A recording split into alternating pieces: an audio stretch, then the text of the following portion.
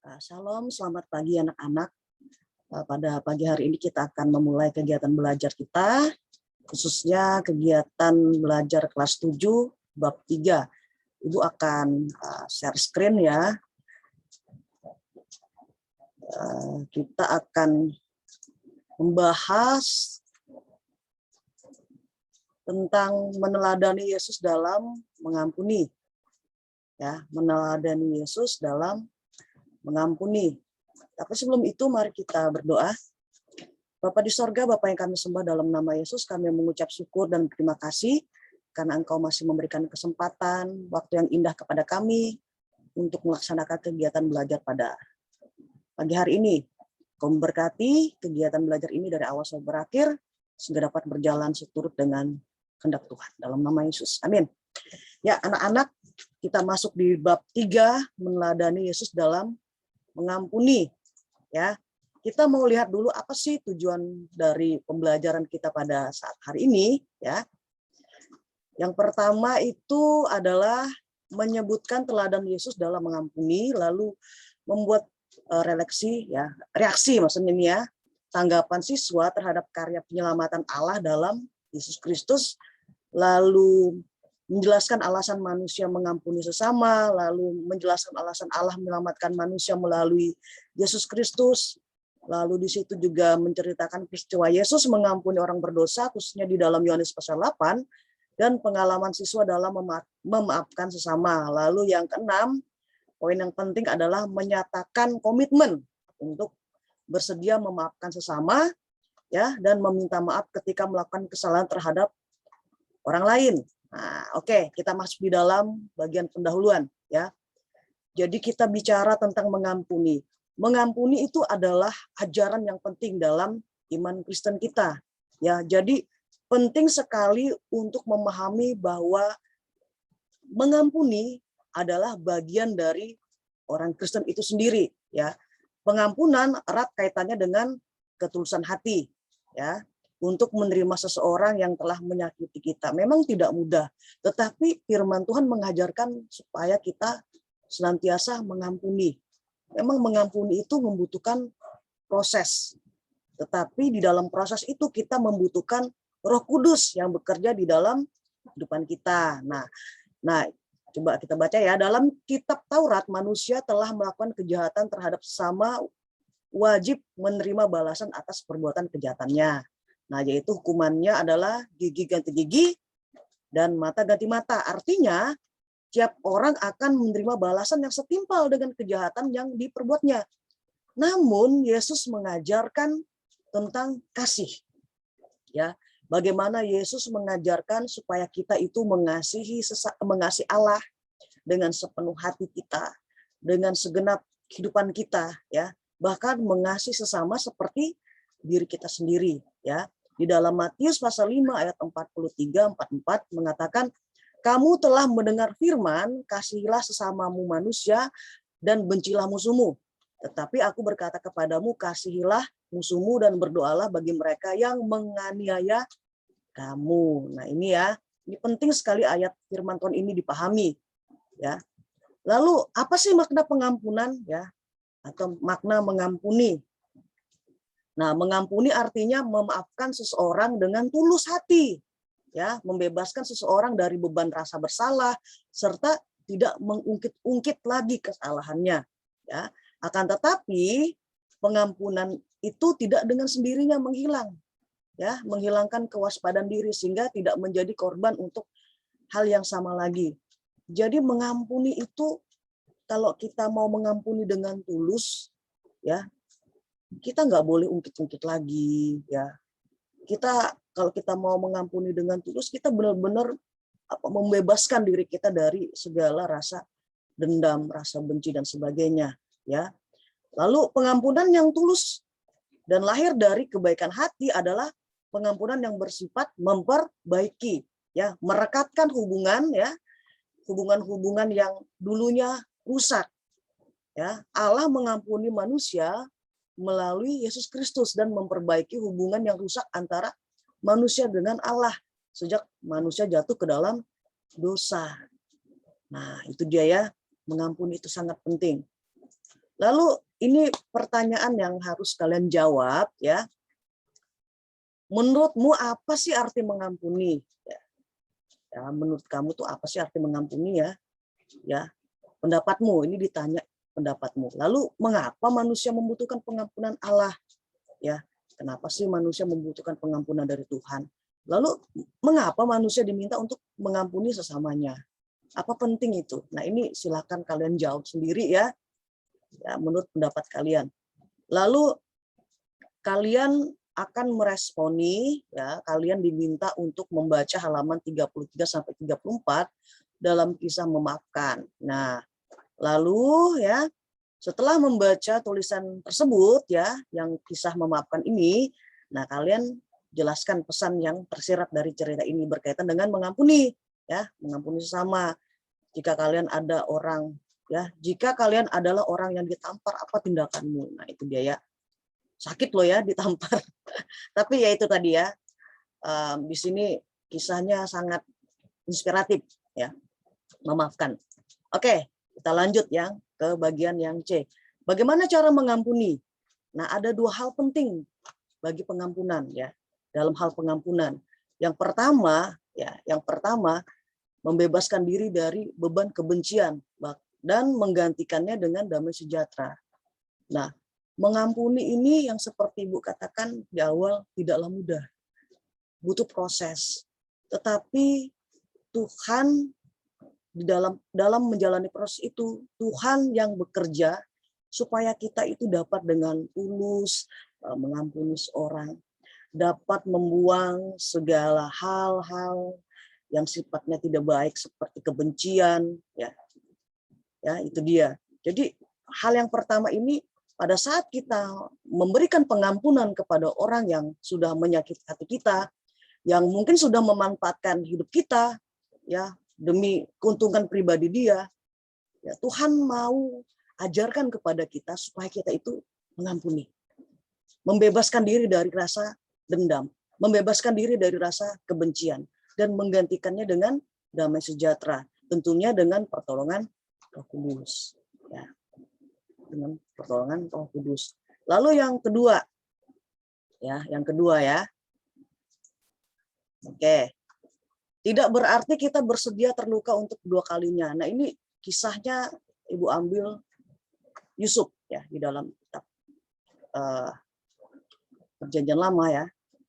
Yusuf. Siapa yang nggak tahu cerita tentang Yusuf? Ya, Yusuf ini adalah anak Yakub ya, yang paling disayang. Oleh karena dia ini paling disayang, ya, paling dimanja, membuat Yusuf tidak disukai oleh saudara-saudaranya. Jadi saudara-saudaranya melihat ayahnya ini pilih kasih, ya, ayahnya ini pilih kasih sebagainya. Lalu kalau kita melihat kisah dari Yusuf, ya nggak mudah, ya, dia dibenci sama saudara-saudaranya, ya, karena dia memiliki mimpi, ya.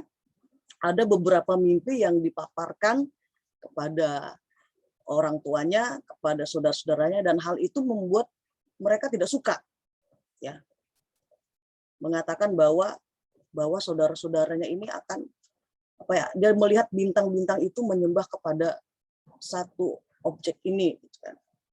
Nah, itu dia.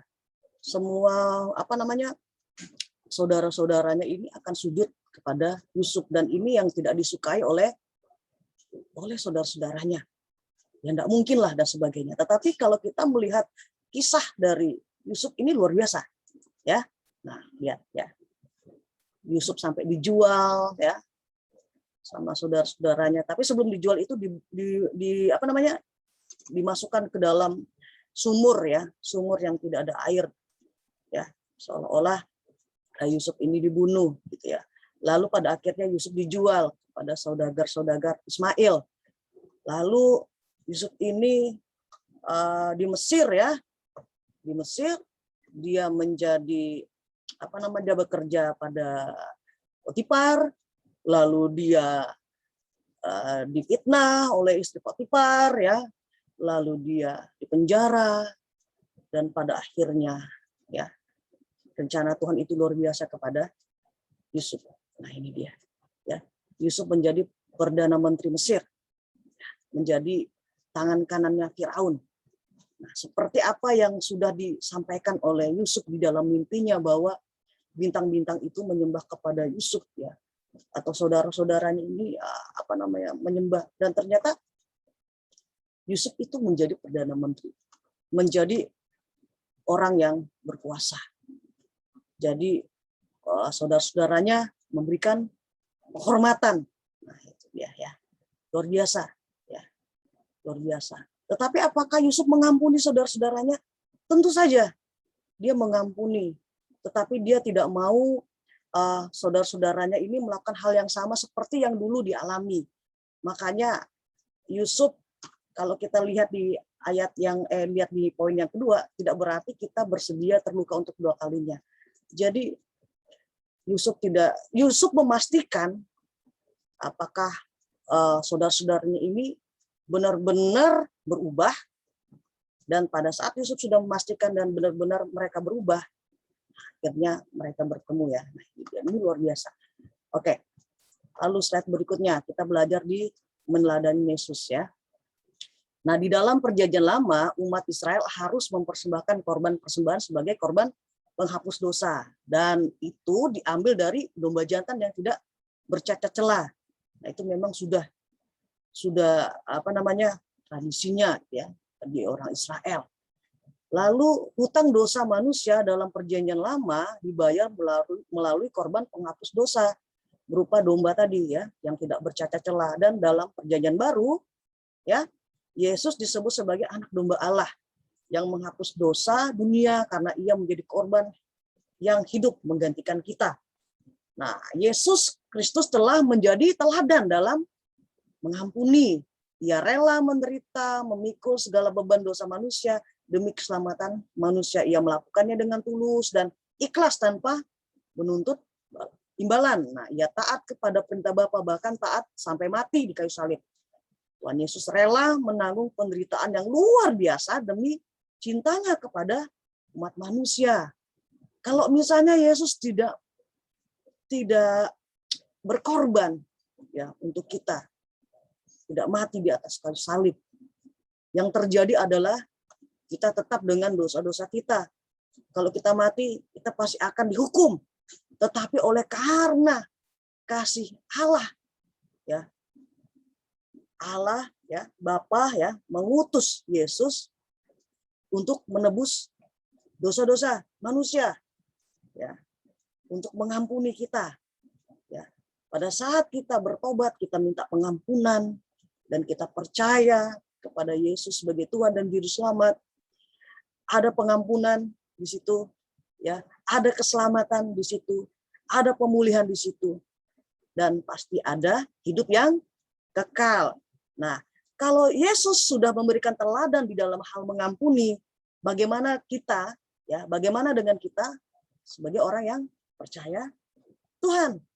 Nah, kita juga harus meneladani siapa? Meneladani Tuhan kita, Tuhan Yesus, yang sudah memberikan contoh di dalam hal mengampuni ya. Walaupun kita tidak bisa seperti itu kayak yang seperti Yesus lakukan. Yesus kan berkorban ya. Dia mati di kayu salib gitu ya. Berkorban untuk menebus dosa umat manusia. Kita kan enggak, kalau kita mati di kayu salib, kita kan tidak bisa menebus dosa manusia ya. Karena kita hanya manusia biasa. Nah, yang bisa kita lakukan adalah meneladani apa yang sudah Yesus lakukan, seperti halnya mengampuni sesama kita, memaafkan, ya, membebaskan diri dari segala kebencian, ya, dan mengisinya dengan damai sejahtera sukacita daripada Tuhan. Nah, itu dia ya. Nah, ini kalian diminta untuk membuat doa mohon pengampunan ya. Nanti silakan tulis di kertas, tulis di buku maksudnya ya. Tuliskan doa yang intinya kalian memohon pengampunan dari Allah, juga memohon ampun atas semua kesalahan yang telah diperbuat pada sesama manusia. Nah, silakan ini doanya ditulis di buku tulis ya, catatan. Oke, sebagai penutup kita akan bacakan refleksinya. Ya, Allah telah terlebih dahulu mengampuni kita Dia mengirimkan Yesus Kristus untuk menyelamatkan kita. Yesus adalah teladan bagi kita dalam mengampuni sesama. Nah, cara kita menjawab pengampunan Tuhan adalah dengan cara mengampuni orang lain yang bersalah kepada kita. Ingat itu. Lalu kita rela ya meminta pengampunan pada seseorang yang kita rugikan dan kita sakiti. Jangan sombong, ya. Jangan tinggi hati. Kalau kamu bersalah, ayo akui, ayo minta maaf. Ya, kalau kamu disakiti, ayo kita mengampuni. Nah, banyak orang masih merasa sulit untuk mengampuni orang lain maupun meminta pengampunan atas kesalahannya karena mereka selalu berpikir kalau dirinya itu benar. Nah, memang jika kita mengandalkan kemampuan diri kita sendiri, sulit bagi kita untuk mengampuni orang lain. Ya, sulit. Mungkin kita bisa dengan mudah mengucapkan kata maaf, tetapi bukan dari hati kita, hanya dari mulut kita. Nah, itu dia. Nah, tetapi orang beriman dapat mengandalkan karunia Roh Kudus untuk membantu menggerakkan hatinya dalam mengampuni orang lain. Ya. Demikian kegiatan belajar kita hari ini. Sebelum itu mari kita tutup dengan doa. Kami mengucap syukur Tuhan buat saat ini karena Engkau telah memimpin dan memberkati kegiatan belajar kami pada hari ini. Kiranya apa yang kami pelajari tentang mengampuni tertanam di hati kami supaya kami belajar untuk mengampuni orang-orang yang bersalah kepada kami, yang menyakiti kami, yang memanfaatkan kami dan sebagainya. Ajar kami untuk mengampuni mereka dengan tulus, ikhlas, dengan tidak mengungkit-ungkit kesalahan dan sebagainya. Terima kasih. Engkau juga memberkati anak-anak yang mengikuti kegiatan belajar melalui video pembelajaran ini ya Tuhan. Kiranya mereka dapat mengerti, memahami setiap materi yang ada dan kami semua boleh bertumbuh di dalam pengampunan seperti yang Engkau ajarkan kepada kami. Kami tutup kegiatan belajar pada hari ini hanya di dalam nama Yesus. Haleluya. Amin. Shalom. Tuhan Yesus memberkati kita semua. Amin.